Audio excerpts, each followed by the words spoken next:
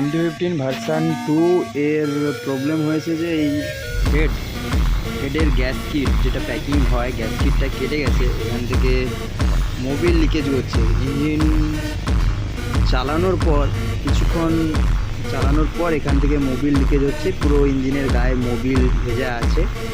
তো এখন আমরা এর গ্যাস কিটটা চেঞ্জ করে দেব। কাস্টমারের ডিমান্ড, এটা ঠিক করে দিতে হবে। এর গ্যাস কিটটা চেঞ্জ করে দিলে ঠিক হয়ে যাবে। তো আমরা এখন এটাকে খুলছি, খুলে এই চেঞ্জ করবো গ্যাস কিটটা। গাড়িটা তোমরা দেখে নাও, MT-15 ভার্সান 2 রয়েছে এটা। এটা রেডিয়েটার, আর ইঞ্জিনটা এখান থেকে দেখলে বোঝা যাবে তোমাদের। এখান থেকে পুরো ভিজা রয়েছে ইঞ্জিনটা। তো এইখান থেকে মোবিল লিকেজ হচ্ছে সামথিং, এইখান থেকে দেখো তোমরা সবাই।